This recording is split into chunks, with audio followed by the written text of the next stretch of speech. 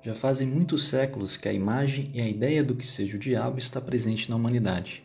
Por muito tempo, o acesso a diversas informações históricas eram restritas somente a grupos de pesquisadores ou membros de determinadas ordens religiosas. Mas hoje, graças ao desenvolvimento da tecnologia e o acesso à internet, temos um acervo enorme de informações que nos ajuda a expandir o nosso conhecimento. Nesse vídeo, compilei os principais dados históricos que nos ajudam a entender a origem do conceito e a iconografia do diabo que conhecemos na cultura popular. Foram os judeus helenizados que fizeram a tradução das escrituras judaicas para o grego, dando origem à Septuaginta.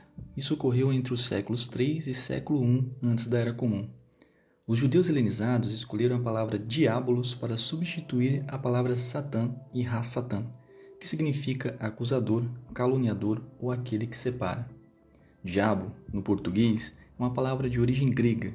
Diabolos, na cultura grega, era um termo que se referia a alguém que fazia uma acusação falsa ou difamatória contra outra pessoa, ou seja, um caluniador que lançava acusações com o objetivo de manchar a reputação alheia. A primeira menção da palavra Satã na Bíblia hebraica está no livro de Números, capítulo 22, versículo 22, que diz o seguinte, abre aspas, e a ira de Deus acendeu-se, porque ele se ia, e o anjo do Senhor pôs-se-lhe no caminho por adversário, e ele ia caminhando, montado na sua jumenta, e 2 de seus moços com ele. Fecha aspas. O termo em hebraico surge como Le-Satã. Nesse trecho, o anjo de Deus se coloca como um adversário, porém não é dito o nome desse anjo, apenas que ele se colocou como um adversário. Vale ressaltar que no judaísmo rabínico, Satã, ou Ra-Satã, não é um ser rebelde ou independente, como no cristianismo posterior, mas sim um anjo a serviço de Deus. Seu papel é testar e desafiar os seres humanos. Na monarquia israelita, Deus era a primeira causa de tudo, aquele que fazia o bem e que fazia o mal. A primeira menção a Satã com o nome próprio na Bíblia hebraica aparece em 1 Crônicas, capítulo 21, versículo 1. Abre aspas. Então Satanás se levantou contra Israel e incitou Davi a levantar o censo de Israel. Fecha aspas.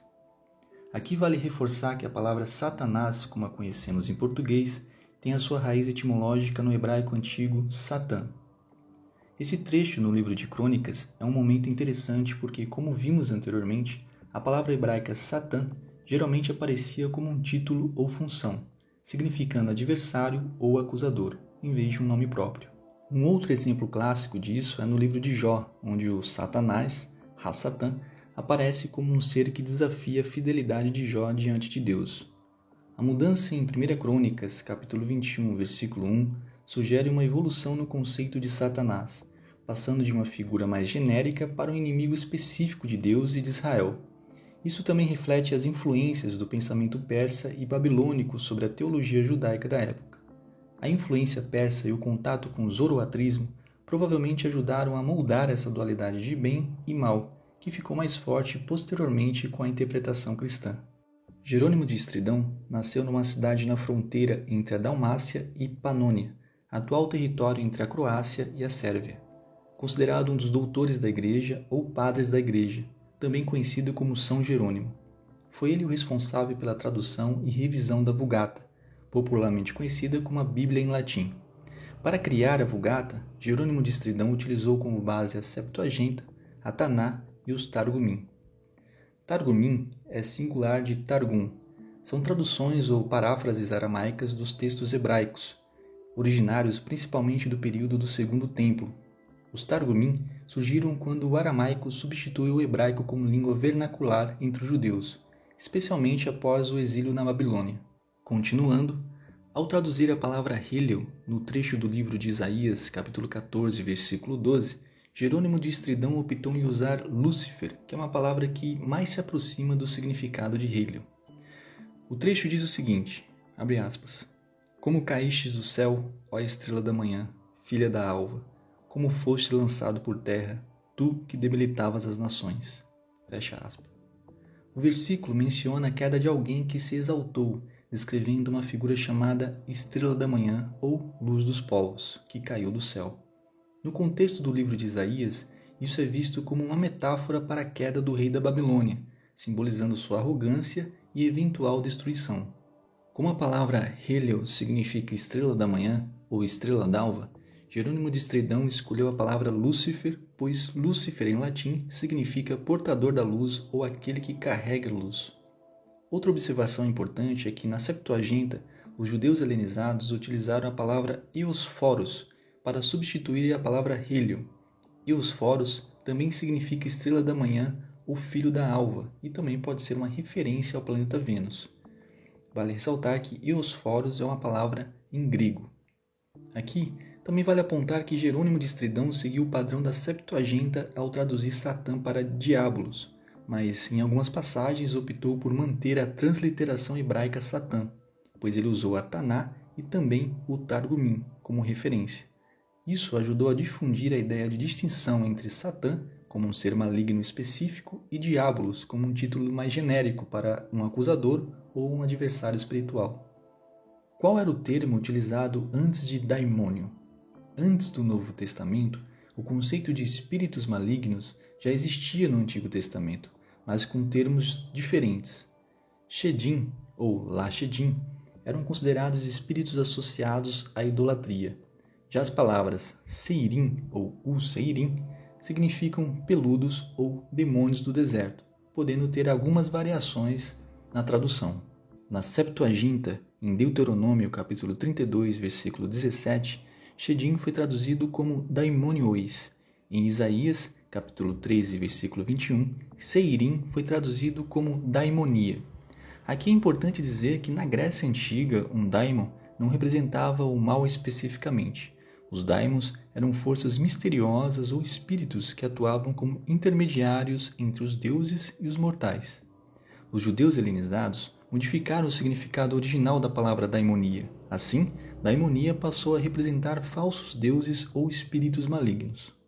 Já no Novo Testamento, escrito originalmente em grego koiné, uma forma de língua grega que se desenvolveu no período helenístico, daimônio passou a ser usado exclusivamente para espíritos impuros ou entidades malignas sob o controle de Satanás, ou Satã. Isso contrasta com o uso neutro ou positivo do termo na Grécia Antiga. A evolução dos conceitos de Satanás, diabo e demônios na tradição judaica e cristã revela uma síntese de traduções, influências culturais e desenvolvimentos teológicos. Como vimos originalmente, no Taná, o termo hebraico Satã designava uma função, adversário ou acusador, frequentemente associada a um anjo que testava a humanidade sob ordem divina. Com a Septuaginta, os judeus helenizados traduziram Satã para Diabolos, termo que implica calúnia e oposição, pavimentando assim o caminho para a personificação do mal no cristianismo. A figura de Helio, estrela da manhã, em Isaías capítulo 14, versículo 12, inicialmente uma metáfora do rei da Babilônia, ganhou contornos mitológicos na Vulgata Latina, onde Jerônimo de Estridão usou Lúcifer, que significa portador de luz, uma associação posteriormente reinterpretada como a queda de Satanás. Já os termos hebraicos Shedim e Seirim, ligados a divindades pagãs ou espíritos do deserto, foram traduzidas na Septuaginta como daimonia, que no Novo Testamento passaram a designar entidades malignas sob o controle de Satanás. Essa transformação reflete influências externas, como o dualismo zoroastrista e a filosofia grega, mas também uma reinterpretação interna judaica e cristã. No cristianismo, Satanás, ou diabo, tornou-se um ser rebelde, antagonista de Deus, enquanto os demônios foram consolidados como forças do mal. Assim, a interação entre o contexto histórico, tradução e teologia moldou a visão moderna de um universo espiritual em conflito, sintetizando elementos hebraicos, persas, gregos e cristãos. Assim como o conceito, a figura imagética do diabo, seja como Satanás, Lúcifer ou outras designações, é um resultado de uma construção cultural de séculos, influenciada por mitologias, literatura e artes visuais. Sua representação atual sintetiza elementos de diversas tradições, incorporando traços de divindades e seres de panteões antigos, associados ao caos, à morte ou à rebelião. Veja algumas das influências mitológicas que contribuíram para a construção imagética do diabo.